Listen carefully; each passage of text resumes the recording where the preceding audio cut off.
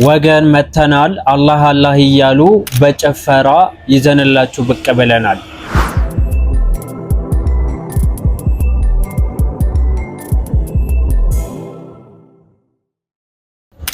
ቢስሚላህ አልሐምዱሊላህ ሰላቱ ወሰላሙ አላ ረሱሊላህ ወአላ አሊሂ ወሰህቢሂ ወመንዋላ።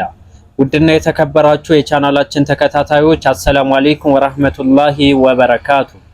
የጌታችን ያላ መልካም ፍቃድ ሆኖ ዛሬም ለእናንተ አስተማሪና ቁም ነገር አዘል የሆኑ ቪዲዮዎችን ይዤላችሁ ብቅ ብያለሁ። እስከ ቪዲዮአችን ፍጻሜ ድረስ አብራችሁን ሆኖ እስከዛ ለቤቱ አዲስ የሆናችሁ ሰብስክራይብ በማድረግ የደውሉ ምልክት በመንካት ቤተሰብ ይሁኑ። እንዲሁም አስተያየት ጥቆማ ካላችሁ ኮሜንት ስር በጨዋ ደም በወንድማዊነት መንፈስ ማስቀመጥ ትችላላችሁ። እንግዲህ ጭፈራዎቹ እንደተለመዱ እንያቸውና ከዛ በኋላ ደግሞ ቱ ዘ ፖይንት ምላሽ የምንሰጣቸው ይሆናል። እንግዲህ ወንድማችን ሙአዝ ምን እያደረገ ነው? አላህ አላህ እያለ እያስጨፈረ ነው ወይስ ደግሞ ሌላ ራእይ ተገልጦለት እንዲህ አይነት ጭፈራ ይቻላል የሚል ቁርአናዊ ሐዲሳዊ መረጃ አግኝቶ ይሆን? እስቲ እንመልከተው።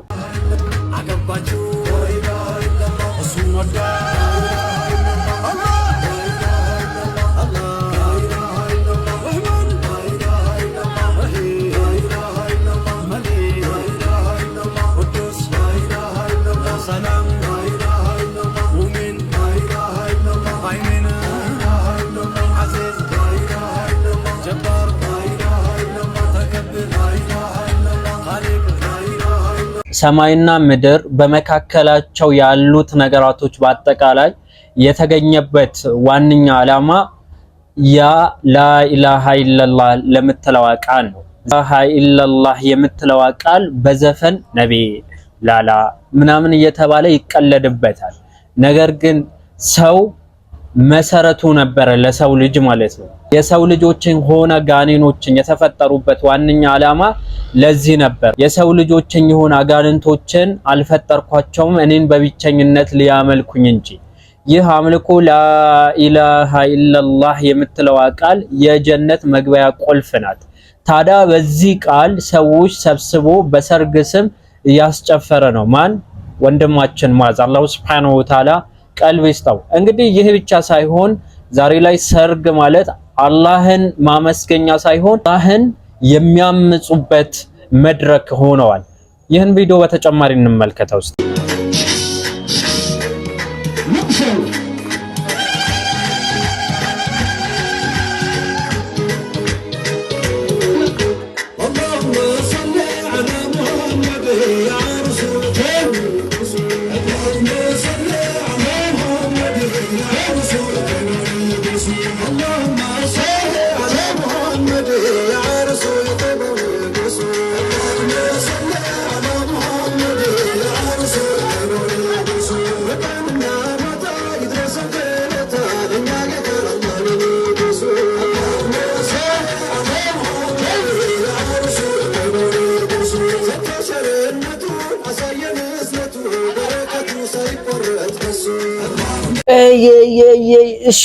እሺ ምንድነው? ስልጥኛ ነው? ጉራግኛ ነው? እስክስክታ ነው ወይስ ምንድነው?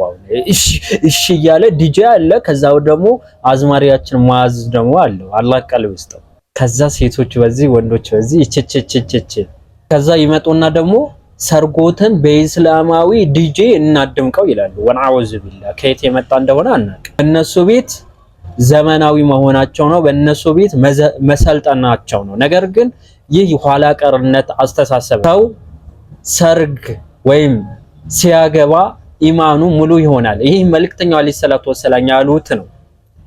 ኢማናችሁ ሙሉነትን የምታገኙበት ምዕራፍ 2 የህይወትን ትርጉም የምታውቁበት ወይም ደግሞ ምዕራፍ 2ን ህይወታችሁን የምትጀምሩበት ህይወት ላይ እንደፈለጋችሁ እንደቃቃ ጫወታ ተጀምሩታላችሁ አላህን በማመጽ። አላሁ ሱብሓነሁ ወተዓላ በቁርአን ምንድነው የሚለው? ኢንተንሱሩላህ የንሱሩኩም። በየትኛውም የህይወት መስክ ላይ በየትኛውም የህይወት አጋጣሚ ላይ በየትኛውም ሁኔታ ውስጥ የአላሁ ሱብሓነሁ ወተዓላ ትእዛዛቶችና ህግጋቶችን ስርዓቶችን ብትከተሉ አላህ ይረዳችኋል። ከዛ ውጪ መርዳት የሚባል ነገር የለም።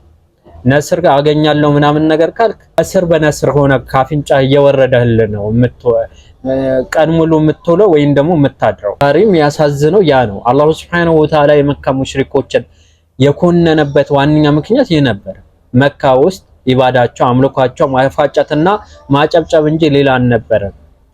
ሰርግ ላይ ለሴት ብቻ ይፈቀዳል እየተባለ እነሱ ግን ሴትና ወንድ ደባልቀው ይختላጡ ምናምን ዛሬ ላይ ኖርማል እየሆነ ነው። ከዛ መልእክተኛው አለይሂ ሰላቱ ወሰላም የከለከሉት ከህዝቦች የተመሳሰለ ከነሱ ነው ብለዋል። ስንዝር በስንዝር የካፊርን ኮቴ እየተከተሉ አሁን ቺ የሚሉ የተለያዩ ዲጄዎችን ሰርች አድርጋችሁ ዩቲዩብ ላይ የተለያዩ ሚዲያዎች ላይ ማየት ትችላላችሁ። ዓለማዊ ሰርጎች የሚደረጉ ነገራቶች አላህ አላህ እየተባለ ግን የትኛው ነው የሚከፋው? አላህ እየተባለ መዘፈኑ ነው። ያኛው ሪዲ حرام መሆኑ ወንጀል መሆኑ ታውቁታላችሁ። የሆነ ሰዓት እንመለሳለን ተውበት እናረጋለን ትላላችሁ። ይህስ ነው ቢዳ ሸይጣን ዘንድ ከተላላቅ ወንጀሎች የበለጠ የተወደደ ነው የሚሉት ዑለማዎች። ዛሬ ላይ ቢዳ ስትሰራ ነገም ቢዳ ሰራለው ነው የምትለው። ምክንያቱም ኢባዳ አምልኮ እየፈጸምኩ ነው ወደ አላህ እየተቃረብኩኝ ነው ብለህ ስለምታስብ ማለት ነው። ወጣቱ ወዴት እየሄደ እንደሆነ አይገባኝም። ሰለጠልን በሚል ሰበብ ህዝበ ሙስሊሙ በዚህ ልክ ማደንዘዝ አላሁ ሱብሓነሁ ወተዓላ ዘንድ ትጠየቁበታላችሁ። በነገራችን ላይ እነዚህ ሰዎች በጣም የሚገርማችሁ እንደዚህ ሰርግ ቦታ ላይ ብቻ አይደለም። እንግዲህ ሰርግ ላይ ሴቶች ለብቻቸው መደሰት ይችላሉ። ወንድ ልጅ ማጨብጨብ አይፈቀድለትም። መልእክተኛው አለይሂ ሰላቱ ወሰላም ሰሂህ በሆነ ሐዲስ ላይ ማጨብጨብ ለወንድ ልጅ ከልክለዋል። ዛሬስ ነብይ ሱና ተጋባ ትለብሳለህ የኑር አበባ እየተባለ ያጨበጭባል፣ ያፏጫል ምናምን ነገር። የነብይ ሱና አንተ ማፋጨት ነው ማጨብጨብ ነው? ጌታን ከጩኸት በታች በሆነ ቃል በጣዋትና በማታ አውሳ የሚለውን የቁርአን አያ እየዘነጋችሁ እየጮሃችሁ እያላችሁ እሪ እያላችሁ ይህ ምንድነው? እዛ ይሄን ነገር በነብይ ሱና ተጋባ ትለብሳለህ የኑር አበባ ይህ የሰይጣን ሱና ነው። የነብዩ አለይሂ ሰላቱ ወሰላም ሱና አይደለም። እየመረራችሁ ዋጡት ሐቆ ያስለሆነ። በነገራችን ላይ ሰርግ ላይ እንግዲህ ሴቶችን ለብቻቸው ሸራያው በጠበቀ መልኩ ደስታቸውን መግለጽ ይችላሉ። ይህ ሸራያው የሚፈቅደው እውነታ ነው። ነገር ግን አዳራሽ ላይ የመጽሐፍ ምርቃት ብለው ስለ ነብዩ አለይሂ ሰላቱ ወሰላም ስብና ስለሳቸው ታላቅነት ይናገራል። ታላቁ ሰው ተብሎ መጽሐፍ ተጻፈ። መጽሐፋችሁ ጥሩ ነው እኮ ስለ ነብዩ አለይሂ ሰላቱ ወሰላም ማውራታችሁ ልክ፣ ግን የመጽሐፍ ምርቃት ላይ የሚደረገው ምንድነው? ስለ መጽሐፉ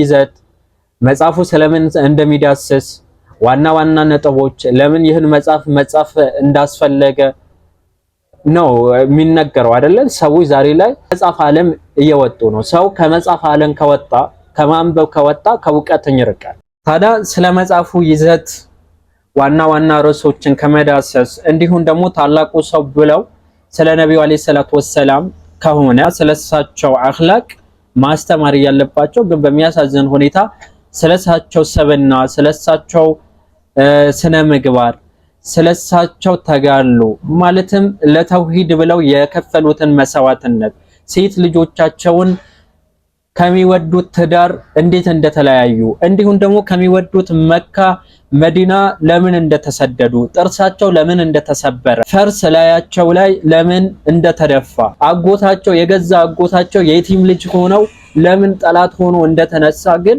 መድረክ ላይ መወራት ያለበት ዛሬ ላይ ግን መድረክ ላይ የሚደረገው ምንድነው? ስለ ታላቁ ነብይ አለይሂ ሰላቱ ወሰላም ሰበና የሚናገር መጽሐፍ እናስመርቃለን ብለው ወንድና ሴት አደባልቀው እንዲጨፍራሉ። በምን? በሰላዋት። ሰላዋት ምንድነው ወንድምና እህቶች? ኢባዳ ነው፣ ወደ አላህ የምንቃረብበት አምልኮ ነው። ነገር ግን እናንተ በሰላት አትጨፍሩ። ሰው ቁርአን ሲቀራ ጊዜ ቁርአኑ ይዞት አልহামዱሊላህ ነኒ እያለ አይጨፍርም አይደለ? ሰላዋት ደግሞ መጨፈሪያ ሆነዋል ዛሬ በሚያሳዝን ሁኔታ ማለት ነው። እንመልከተው ይህን ቪዲዮ። መገን ፍቅር መገኑቦ ማንዘፍዘፎ ማንገበቦ ፈሪው ባንተ ጠንቶ ቀልቦ ጀግናው ላንተ ሆኗል ገቦ አወጀሜ ከቶ አያውቅም አላውቅም ባያው አያውቅም መሳት ወርቅ መሳት ሆኗል መታወቅ ለምስኪን ምንወሳቅ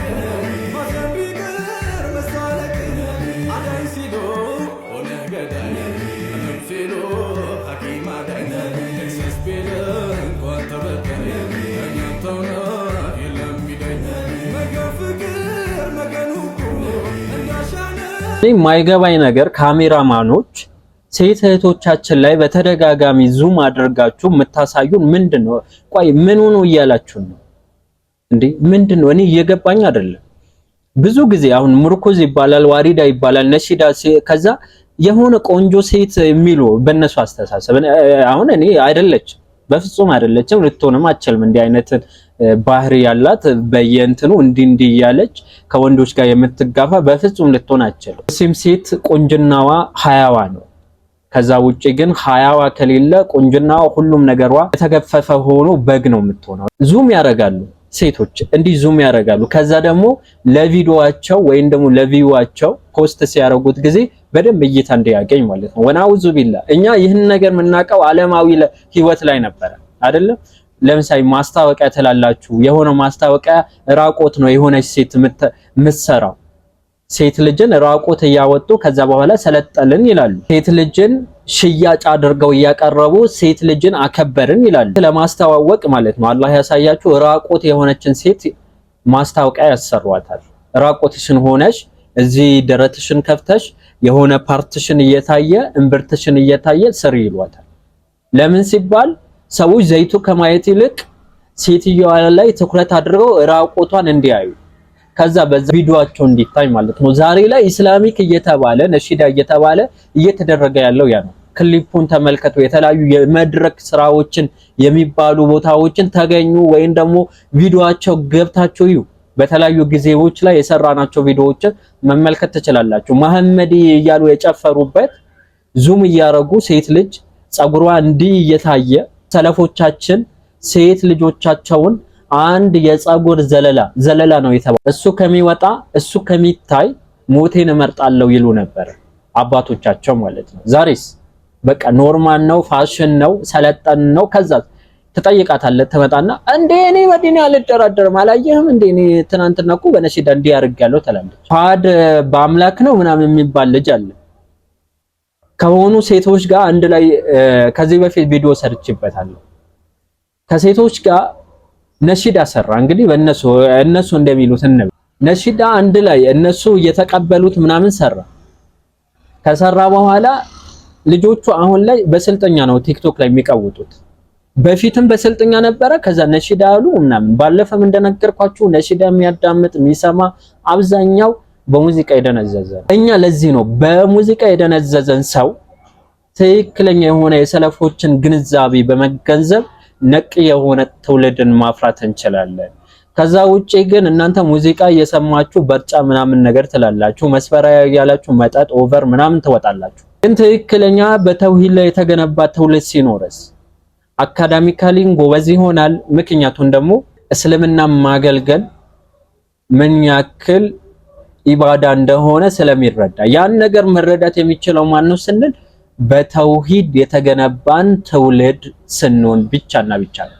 ከዛ ውጪ ግን በምንም በብዛት በለው ቴክኖሎጂ በጣም የረቀቅን በመሆናችን አይደለም። በጊዜ ፊራውንን የሚያክል ሰው ነበረ በዛ ሴንቸሪ ወይም በዛ ማህበረሰብ ውስጥ በዛ ጄኔሬሽን ላይ አልነበረ።